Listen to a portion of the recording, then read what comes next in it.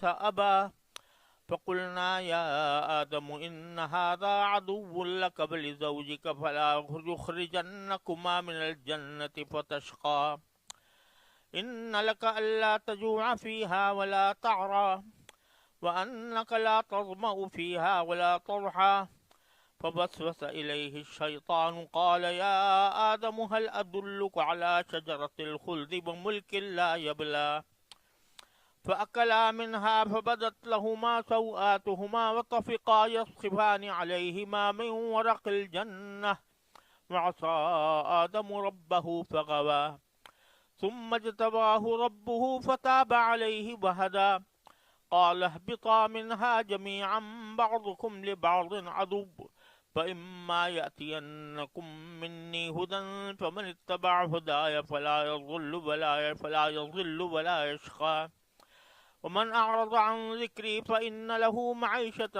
ضنكا ونحشره يوم القيامة أعمى قال رب لم حشرتني أعمى وقد كنت بصيرا قال كذلك أتتك آياتنا فنسيتها وكذلك اليوم تنسى وكذلك نجزي من أسرف ولم يؤمن بآيات ربه ولعذاب الآخرة أشد وأبقى. یہ سورہ طٰہٰ کی آیات ہیں 115 سے 127 تک جو میں نے ابھی تلاوت کی ہیں. اس سے پہلے قرآن کریم نے بیان فرمایا تھا کہ نبی کریم سرورد عالم صلی اللہ علیہ وسلم پر وحی کے ذریعے پچھلے انبیاء کرام علیہم الصلوۃ والسلام کے واقعات جو نازل ہو رہے ہیں وہ رسول کریم صلی اللہ علیہ وسلم کی رسالت کا ثبوت ہے، کیونکہ یہ واقعات آپ کو کسی استاد نے نہیں پڑھائے، کہیں کسی کتاب میں نہیں پڑھے، کیونکہ آپ پڑھنا لکھنا نہیں جانتے تھے. تو پیچھے حضرت موسیٰ علیہ السلام کا واقعہ تفصیل کے ساتھ ذکر کیا گیا تھا. اب حضرت آدم علیہ السلام کا واقعہ خاص طور پر اس لیے ذکر کیا جا رہا ہے کہ تمام انبیاء کرام کے واقعات میں انسان کے سبق لینے کے لیے سب سے زیادہ اہم واقعہ حضرت آدم علیہ السلام کا ہے.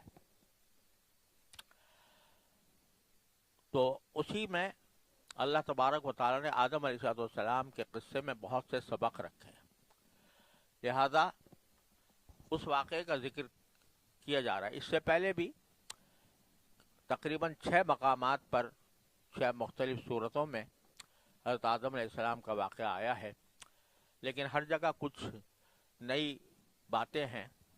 تو اسی طرح یہاں پر بھی 7ویں مرتبہ یہ واقعہ بیان کیا جا رہا ہے.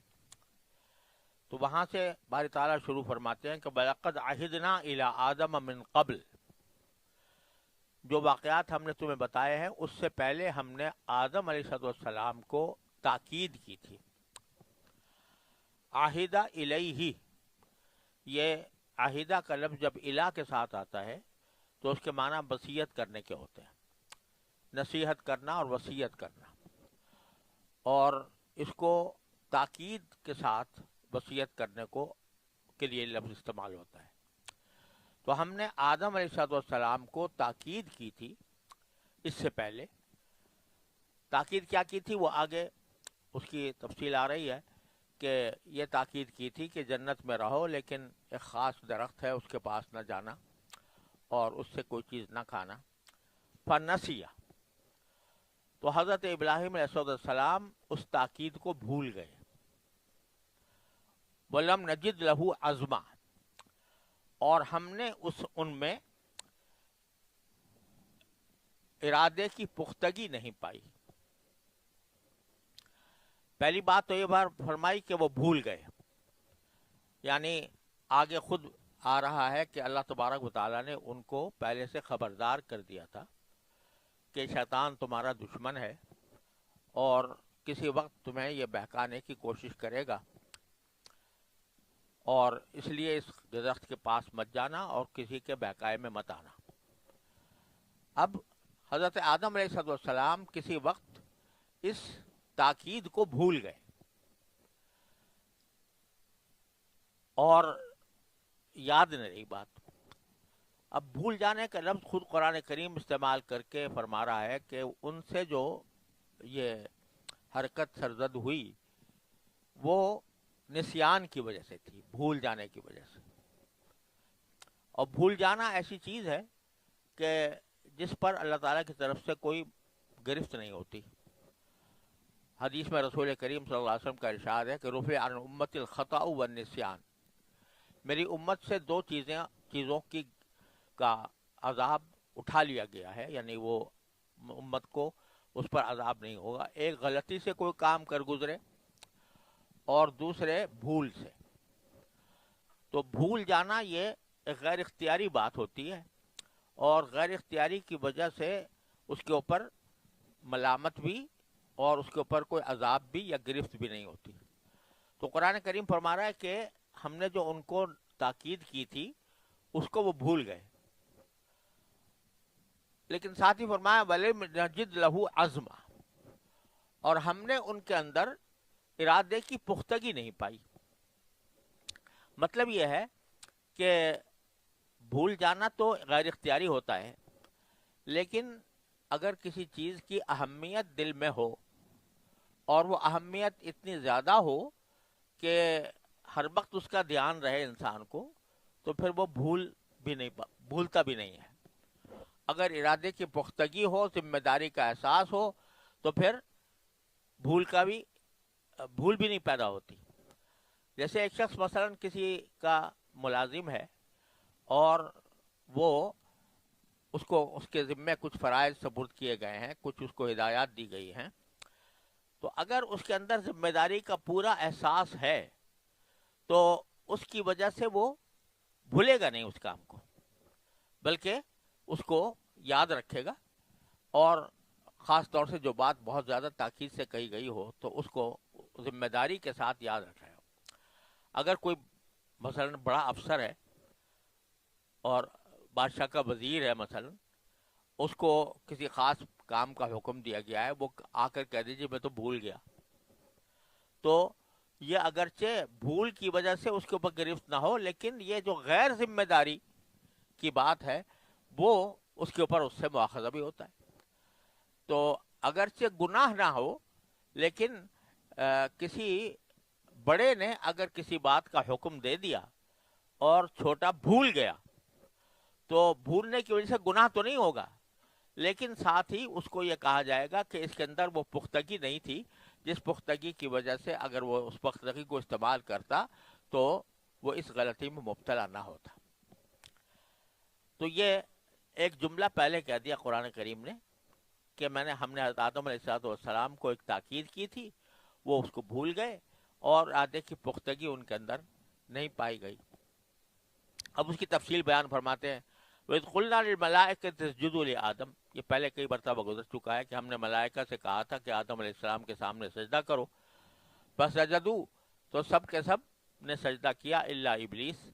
ابلیس بھی اگرچہ ملائکہ میں شامل نہیں تھا لیکن انہی کے ساتھ رہتا بستا تھا، اس لیے وہ بھی اس حکم میں شامل تھا، مگر اس نے سجدہ نہیں کیا. ابا، اس نے انکار کیا. فقلنا، تو ہم نے حضرت آدم سے کہا یا آدم ان ھذا عدو لک ولزوجک، یہ جس نے سجدہ کرنے سے تمہیں انکار کیا ہے یہ تمہارا اور تمہاری بیوی کا دشمن ہے. فلا یخرجنکما من الجنہ، تو کہیں ایسا نہ ہو کہ یہ تمہیں جنت سے باہر نکال دے، کوئی اس طرح بہکائے کہ جس کے نتیجے میں تم جنت سے باہر نکالے جاؤ. فتشقا، اور اس کی وجہ سے تم مصیبت میں، تھکن میں اور تکلیف میں اور مشقت میں مبتلا ہو جاؤ. مطلب یہ ہے کہ یہاں جنت میں جب تک ہو تو تمہیں اپنا رزق کمانے کے لیے، اپنی زندگی کے ضروریات پوری کرنے کے لیے کسی مشقت اٹھانے کی ضرورت نہیں ہے.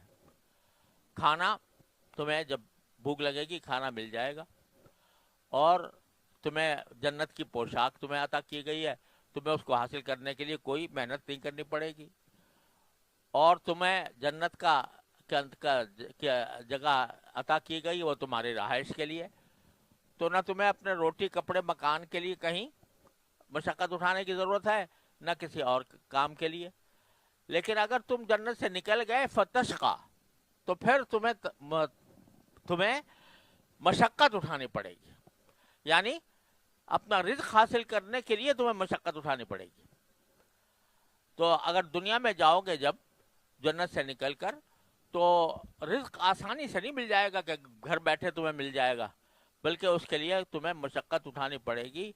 और बाद रिवायात में आता है कि हज़रत जिब्रील जब हज़रत आदम अलैहिस्सलाम जन्नत से निकाले गए, उतारे गए, तो हज़रत जिब्रील अलैहिस्सलाम ने उनको लाकर कुछ दाने दिए गंदुम के, जौ के, कि इनको बो और बोकर इससे काश्तकारी करो, इससे तुम्हारी रोटी बनेगी। तो उन्होंने उसको बोया, फिर काटा और फिर रोटी बनाई। तो रोटी बनाते बनाते वो लुक़मा बना रहे थे, तो एकदम से वो रोटी जो है वो हाथ से छूट गई और पहाड़ के ऊपर बैठे हुए थे, पहाड़ के नीचे के साथ फिसल के नीचे जाने लगी। तो फिर उनको उतर कर जाकर उसको पकड़ना पड़ा।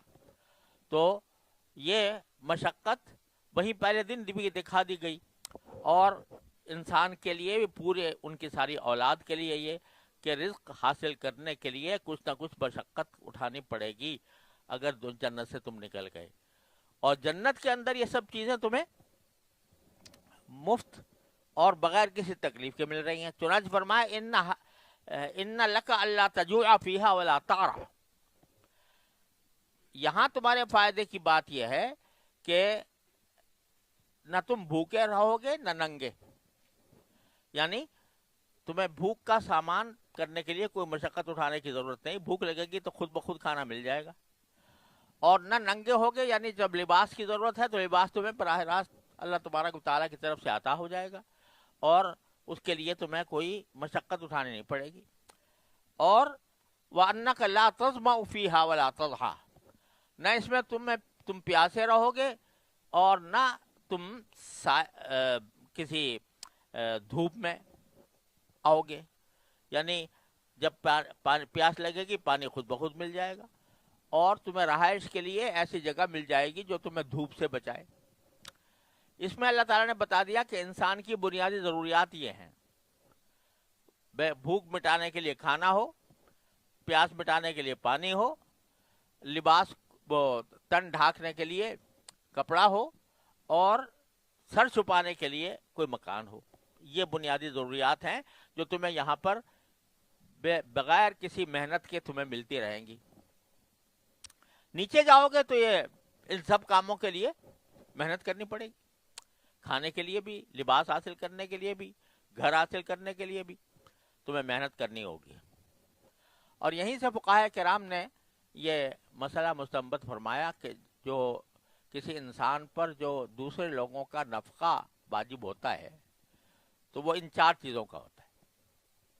यानी मसलन शौहर पर बीवी का खर्चा वाजिब है, तो किन चीज़ों का वाजिब है कि भूख मिटाने के लिए खाना उसको मुहैया करे, और प्यास मिटाने के लिए पानी मुहैया करे, और लिबास तन ढांकने के लिए लिबास मुहैया करे, और रहाइश के लिए घर मुहैया करे। ये 4 चीज़ें हैं जो नफ़क़े की बुनियाद हैं। शौहर का बीवी पर नफ़क़ा, शौहर पर बीवी का नफ़क़ा, औलाद पर बाप का नफ़क़ा, बाप की तरफ से नफ़क़ा, वो इन 4 चीज़ों का है, और इससे ज़्यादा का नहीं है, वाजिब नहीं है। तो यहाँ अल्लाह तबारक व तआला ने 4 बुनियादी ज़रूरियात का जिक्र फरमा दिया कि इंसान की 4 बुनियादी ज़रूरियात हैं। जन्नत में तुम्हें बग़ैर किसी मेहनत के मिल रही हैं, नीचे जाओगे तो इसमें तुम्हें मशक्क़त उठानी पड़ेगी। फवस्वसा इलैहि शैतान, ये सब अल्लाह ताला ने बता दिया था, लेकिन शैतान ने वसवसा डाला आदम अलैहिस्सलाम के दिल में, और क्या कहा कि या आदम हल अदुल्लुक अला शजरतिल खुल्दी व मुल्किन ला यबला, क्या आदम, क्या मैं तुम्हें बताऊं, एक ऐसे दरख्त का पता बताऊं कि जिससे जावेदानी ज़िंदगी और बादशाही हासिल हो जाती है, जो कभी पुरानी नहीं होगी। यानी ये दरख्त जो है जिससे अल्लाह ताला ने मना फरमाया था, उसकी तरफ इशारा करके कहा कि इसमें से अगर कुछ खाओगे तो एक तो तुम्हें हमेशा के लिए ज़िंदगी, कभी मौत नहीं आएगी, और दूसरे ये कि تمہیں جو سلطنت ملی ہوئی ہے اس وقت کہ تمہاری بادشاہی ہے، جو چاہتے ہو تو وہ کام ہو جاتا ہے، اور کھانے پینے کے لیے کوئی مشقت تمہیں اٹھانی نہیں پڑتی، یہ ایسی سلطنت ہوگی کہ تمہیں کبھی پرانی نہیں ہوگی، یعنی کبھی یہ تم سے چھنے گی نہیں۔ تو میں تمہیں ایک ایسے درخت کا پتہ بتاتا ہوں۔ اب اس وقت حضرت آدم علیہ السلام کو یاد نہیں رہا کہ مجھے اس سے منع کیا گیا تھا، تو وسوسہ شیطان کا ڈال دیا گیا، شیطان نے ڈال دیا، اس کا نتیجہ ہوا فَأَكَلَا مِنْهَا، دونوں نے اس میں سے کھا لیا، یعنی حضرت آدم نے بھی اور حضرت حوا نے بھی۔ فَبَدَتْ لَهُمَا سَوْآتُهُمَا، اس کا نتیجہ یہ ہوا کہ ان کی شرمگاہیں ان پر ظاہر ہو گئیں، یعنی وہ جنت کا جو لباس تھا وہ اتر گیا۔ جنت اس درخت کے کھانے کی ایک خاصیت یہ تھی کہ جو جنت کا لباس ہے وہ خود بخود اتر جاتا تھا، تو وہ اتر گیا۔ وَطَفِقَا يَخْصِفَانِ عَلَيْهِمَا مِنْ وَرَقِ الْجَنَّةِ، اور وہ دونوں دونوں جنت کے پتوں کو اپنے اوپر گانٹھنے لگے، کیونکہ ایک دم سے ننگا ہو گیا جسم، تو اس کو چھپانے کے لیے جنت کے پتے جمع کیے جنت کے مختلف درختوں سے، اور ان درختوں سے پتوں کا لباس بنا کر اپنے جسم کو ڈھانکنے کی کوشش کی۔ وَعَصَىٰ آدَمُ رَبَّهُ فَغَوَىٰ، اور یہاں اللہ تعالیٰ نے سخت الفاظ استعمال کیے کہ آدم نے اپنے پروردگار کا کہا ٹالا اور بھٹک گئے۔ لفظی الفاظ جو لفظ استعمال کیا قرآن کریم نے وہ یہ ہے فَعَصَىٰ آدَمُ رَبَّهُ۔ آدم نے، لفظی ترجمہ ہوتا ہے نافرمانی کی، عصا کا لفظی معنی نافرمانی کے ہوتے ہیں، اور غوا کے معنی ہوتے ہیں گمراہی، تو اپنے پروردگار کی نافرمانی کی اور گمراہ ہو گئے۔ ابھی پیچھے گزرا تھا کہ وہ بھول کر کیا انہوں نے کام، اور بھول کر کرنے کا نتیجہ یہ کہ وہ نافرمانی شمار نہیں ہوتی، لیکن مقرب جو بندے اللہ کے مقرب ہوتے ہیں ان کے لیے چھوٹا سا کام بھی جو لغزش کا کام ہو وہ بھی بڑے گناہ کے طور پر سمجھا جاتا ہے، اور اس لیے اللہ تبارک و تعالی نے یہاں لفظ سخت استعمال کیے، عصا آدم و ربہ، پروردگار کا اس نے حکم ٹالا، نافرمانی کی، اور وہ گمراہ ہو گئے۔ غوا کے لفظ معنی ہے گمراہ ہو جانا، تو وہ بھٹک گئے اپنے راستے سے۔ تو یہ الفاظ اللہ تعالیٰ کا حق ہے کہ وہ کہیں آدم علیہ السلام کو، اور کسی اور انسان کو یہ حق نہیں پہنچتا کہ وہ اس قسم کے الفاظ حضرت آدم علیہ السلام کے لیے استعمال کرے، کیونکہ آدم علیہ السلام کے بارے میں یہ بات طے ہے کہ وہ اللہ کے نبی تھے، اور اللہ کے نبی سے کوئی نافرمانی، کھلی نافرمانی سرزد نہیں ہوتی، بھول چوک ہو سکتی ہے، ہم اس کو بھول چوک کہیں گے۔ اللہ تبارک و تعالیٰ اپنے نیک بندوں سے جو معمولی بھول چوک ہوتی ہے اس کو بھی ایک عتاب کی وجہ بنا دیتے ہیں، اس لیے کہ کہا گیا ہے حسنات الابرار سیئات المقربین، تو نیک لوگوں کے ہاں جو چیز حسنہ شمار ہوتی ہے، نیکی شمار ہوتی ہے، مقرب لوگوں کے لیے وہ گویا طرح سے برائی سمجھی جاتی ہے۔ تو اس لیے اللہ تعالیٰ نے یہاں پر یہ الفاظ استعمال کیے، لیکن تمام مفسرین فرماتے ہیں کہ کسی انسان کو یہ نہیں حق ہے کہ وہ یہ الفاظ حضرت آدم علیہ السلام کے لیے استعمال کرے بجز قرآن کریم کا ترجمہ کرنے کے لیے۔ جب ترجمہ کر رہا ہو تو بے شک استعمال کر لے، لیکن ویسے نہ کہے کہ وہ انہوں نے نافرمانی کی، حضرت آدم علیہ السلام نافرمانی کی۔ تو یہ، لیکن ساتھ ہی پھر فرمایا ثم اجتباہ ربہ، پھر ان کے پروردگار نے ان کو چن لیا، فتاب علیہ، اور ان کی توبہ قبول کی، ثم بہدا، اور ہدایت دے دی۔ یہاں یہ بات بھی یاد رکھنے کی ہے کہ سارا جو کچھ معاملہ ہو رہا تھا جنت میں ہو رہا تھا، اور ابھی عالم تکلیف شروع نہیں ہوا تھا. یعنی کسی انسان کے اوپر جو اللہ تعالیٰ کی طرف سے واجبات ہوتے ہیں یا محرمات ہوتے ہیں، تو واجبات کی ادائیگی اور محرمات سے اجتناب یہ عالم تکلیف سے تعلق ہے. جب انسان کو بندہ مکلف کر دیتا ہے کہ یہ کام کرنا تمہارے ذمہ ضروری ہے اور یہ کام، اس کام سے بچنا ضروری ہے، یہ سارا عالم تکلیف شروع ہوتا ہے دنیا سے. اور یہ جو کچھ ہوا یہ کہاں ہوا؟ جنت میں ہوا. تو عالم تکلیف میں آنے سے پہلے یہ سارے کام ہو گئے. اب اس میں اللہ تعالیٰ ان کو اگر ان کے کام کو عصیان فرمائے یا اس کو گمراہی فرمائے تو وہ ان کا حق ہے.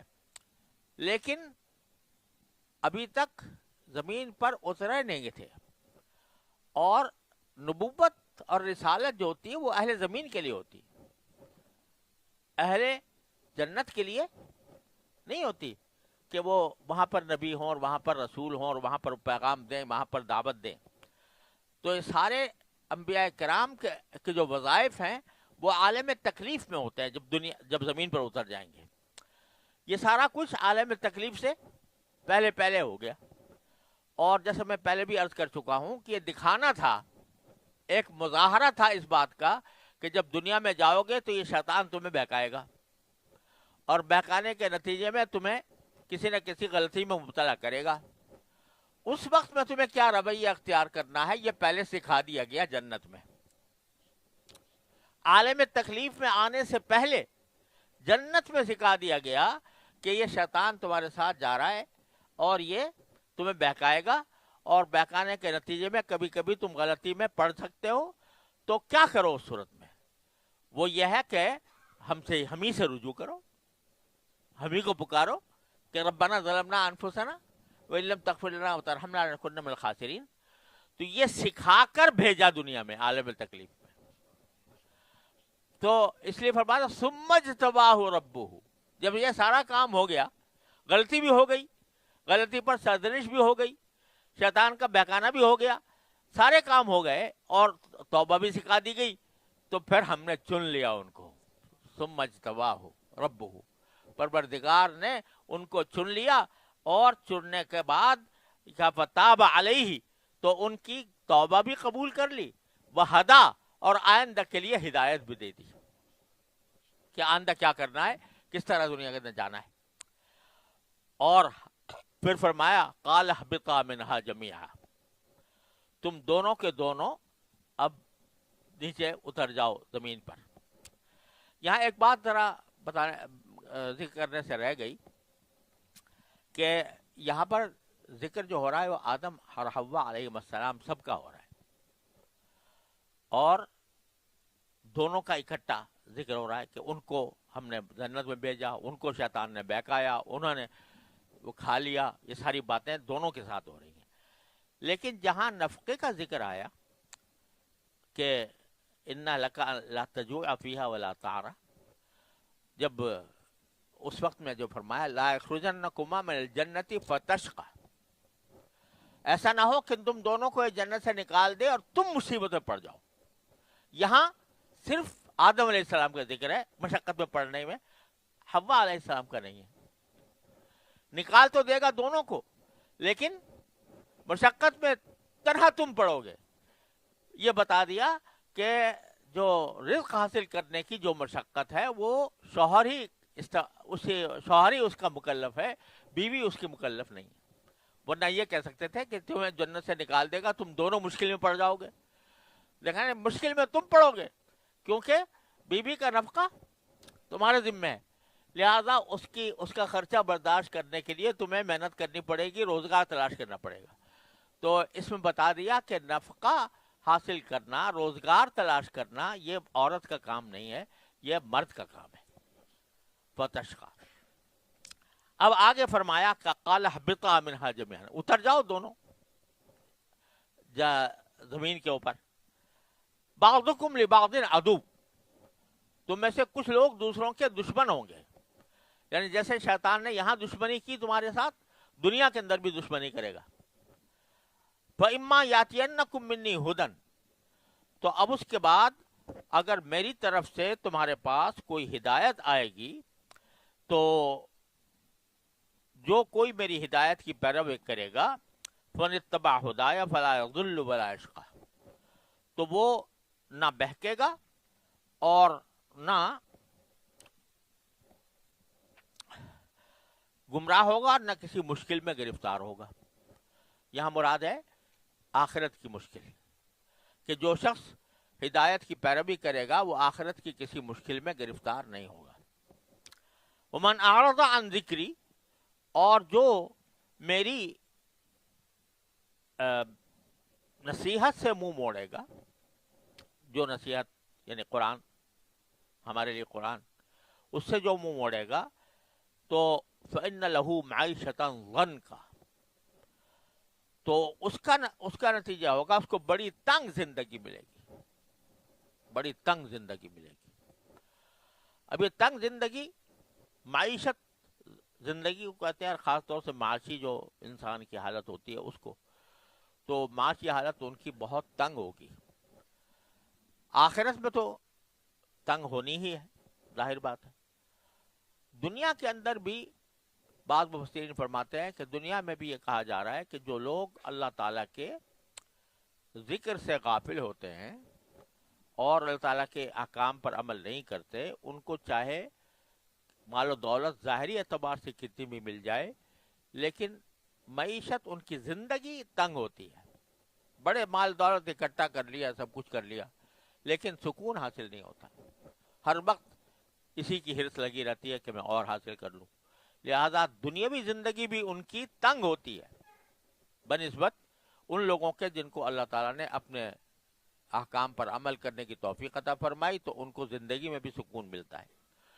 وَنَحْشُرُهُ يَوْمَ الْقِيَامَةِ أَعْمَىٰ، اور ہم ان کو اندھا کر کے قبر سے اٹھائیں گے۔ جس وقت اٹھیں گے تو اس وقت شروع میں وہ اندھے ہوں گے،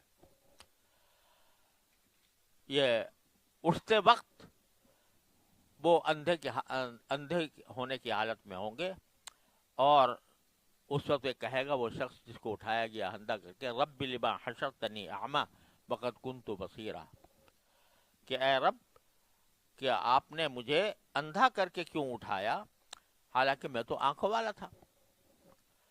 تو اللہ تعالیٰ جواب میں کہے گا کذالک اتتک آیاتنا فنسیتها، اسی طرح تمہارے پاس میری نشانیاں آئی تھیں اور تم ان سب کو بھولا بیٹھے، یعنی اس کے اوپر عمل نہیں کیا۔ گویا تم نے عقل کا اندھا بننے کا ثبوت دیا دنیا کے اندر، اور اللہ تعالیٰ کے دین کے معاملے میں تم اندھے بنے رہے، تو آج تمہیں بھی اسی طرح بھلا دیا جائے گا۔ اب یہ جو کہا گیا ہے کہ اندھا کر کے اٹھایا جائے گا، تو اس کے ایک معنی تو یہی ہے کہ قبر سے جب اٹھے گا تو اس وقت اندھا ہوگا شروع میں، اس کے بعد پھر اس کو کچھ آنکھیں بھی دے دی جائیں گی۔ اور بعض حضرات نے فرمایا کہ اندھے سے مراد یہاں پر وہ شخص ہے کہ یعنی مراد آنکھوں کا اندھا نہیں، بلکہ عقل کا اندھا، دل کا اندھا، اور جس کو کچھ راستہ نہ پتہ چل رہا ہو کہ مجھے کہاں جانا ہے اور مجھے کیا کرنا ہے، تو اس حالت میں اس کو اٹھایا جائے گا۔ وَكَذَلِكَ نَجْزِي مَنْ أَسْرَفَ، اور اسی طرح ہم بدلہ دیتے ہیں اس شخص کو جو حد سے گزر جاتا ہے۔ وَلَمْ يُؤْمِنْ بِآيَاتِ رَبِّهِ، اور جو اپنے پروردگار کی نشانیوں پر ایمان نہیں لاتا۔ وَالْعَذَابُ الْآخِرَةِ أَشَدُّ وَأَبْقَىٰ، اور آخرت میں جو آخری عذاب ہوگا وہ زیادہ سخت ہوگا، زیادہ پائیدار ہوگا، کہ اس کے بعد کوئی بچنے کی کوئی صورت نہ رہے گی۔ آگے پھر اسی کی تاکید میں کچھ آیات ہیں، وہ بھی میں اس وقت پڑھ لیتا ہوں۔ آخری آیات ہیں سورہ طٰہٰ کی۔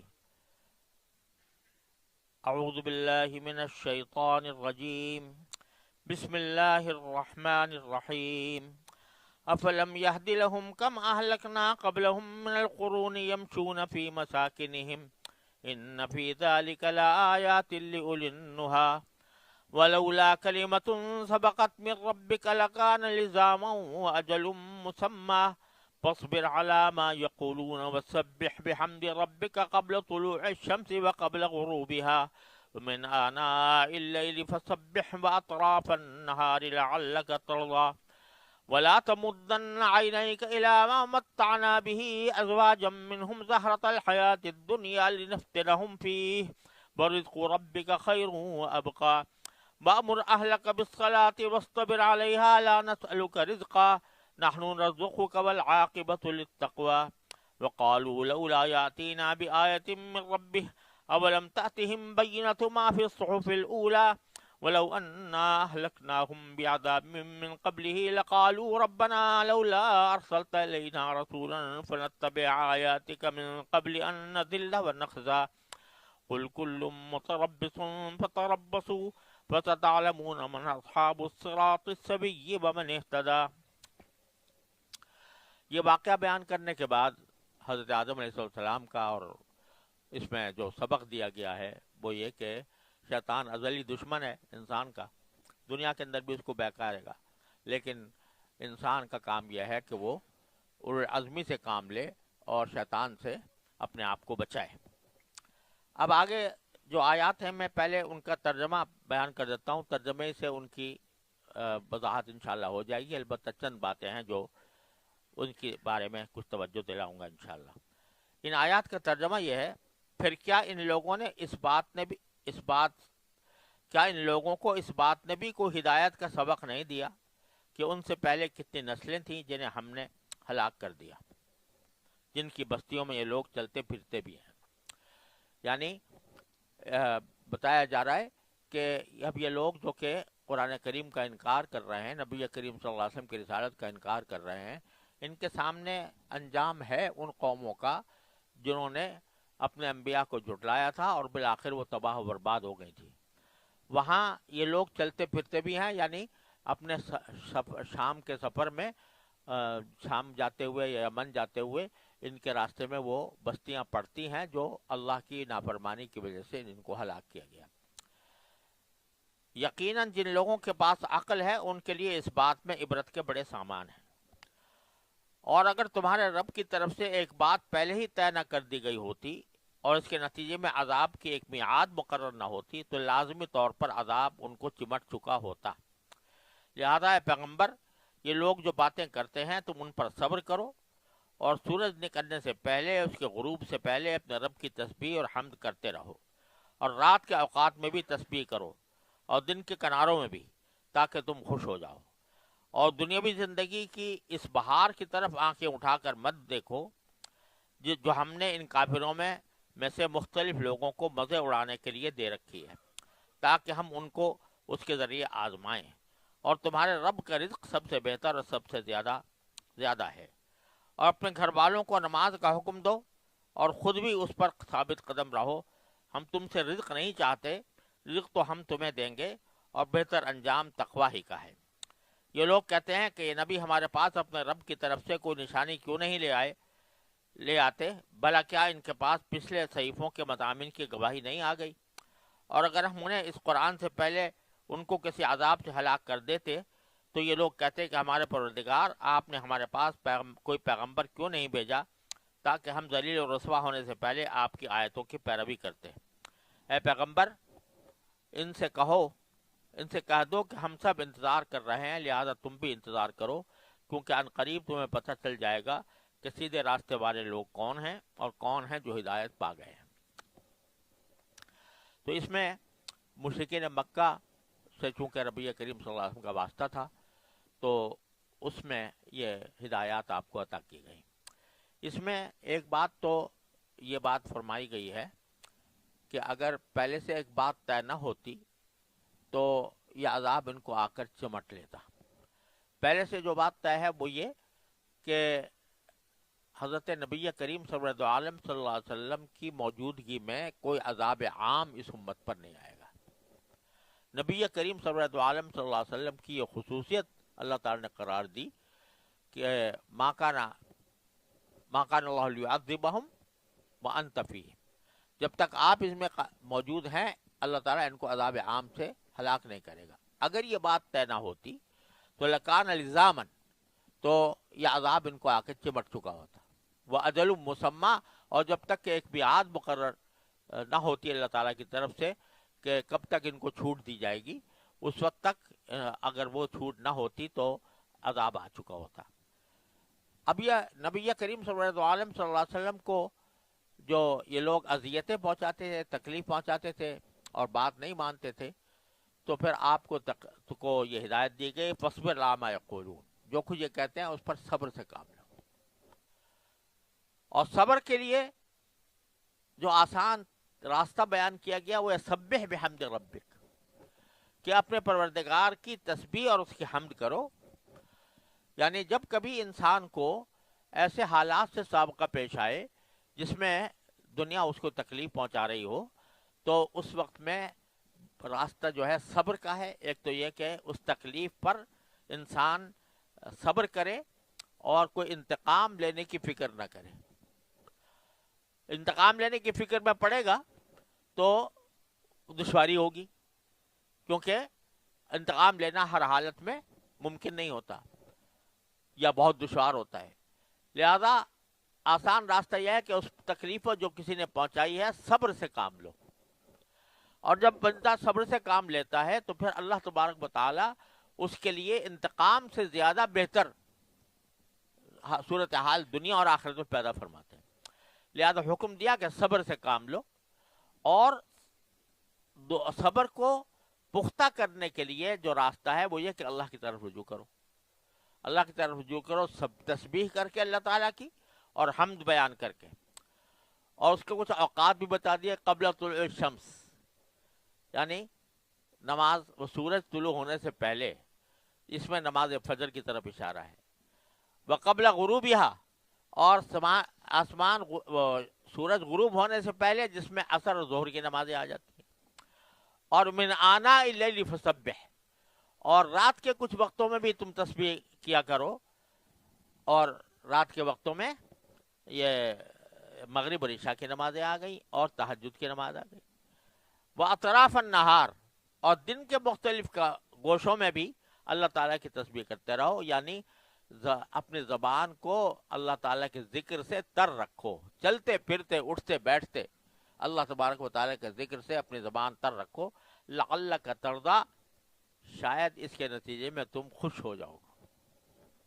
یعنی یہ طریقہ ہم بتا رہے ہیں صبر کرنے کا، کہ صبر ایک تو یہ ہے کہ اپنے دل کو انتقام کی فکر سے آزاد کر دو، انتقام لینے کی فکر میں نہ پڑو، بلکہ اپنے ذہن کو اس سے آزاد کر دو اور ہماری طرف رجوع کرو تسبیح اور حمد کے ذریعے. آخری نتیجہ یہ ہوگا کہ انشاءاللہ خوش ہو جاؤ گے، یعنی دنیا میں بھی خوش ہو جاؤ گے اور آخرت میں بھی خوش ہو جاؤ گے. لعلک ترضی. اور جہاں تک ان کافروں کے پاس بڑی دنیا بھر کی دولتیں اور قوتیں ہیں، تو فرمایا لا تمدن عینیک الی ما متعنا بہ، اپنی نگاہ بھی اٹھا کر نہ دیکھو ان عیش و عشرت کو جس میں ہم نے ان کو نفع پہنچایا ہوا ہے اس دنیاوی زندگی کی بہار کا. ازواجا منہم زہرۃ الحیات الدنیا لنفتنہم فیہ، کیونکہ جو ان کو ہم نے مال و دولت دے رکھی ہے یا شان و شوکت دے رکھی ہے یا خوشحالی دے رکھی ہے اور رکھی ہے، یہ صرف اس لیے لنفتنہم فیہ، تاکہ ہم ان کو آزمائیں اس کے اندر. یہ آزمائش ہے اللہ تعالیٰ کی طرف سے. جو اگر مال و دولت انسان کے پاس ہے اور دنیاوی زندگی کے عیش و آرام اس کے پاس ہیں اور وہ اللہ تعالیٰ کی طرف رجوع نہیں کرتا، تو اس کا مطلب یہ ہے کہ اللہ تعالیٰ ڈھیل دے رہا ہے اس کو اور اس کو آزما رہا ہے، اور ایک نہ ایک دن وہ پکڑا جائے گا. وَرِزْقُ رَبِّكَ خَيْرٌ وَأَبْقَىٰ، اور تمہارے پروردگار کتنے جتنا تمہیں رزق دیا ہے وہی تمہارے لیے بہتر ہے اور پائیدار ہے. مطلب قناعت بتائی جا رہی ہے کہ جائز طریقوں سے جو حاصل ہو جائے اس پر قناعت اختیار کرو. قناعت کے سوا کوئی چیز ایسی نہیں ہے جو انسان کا پیٹ بھر سکے.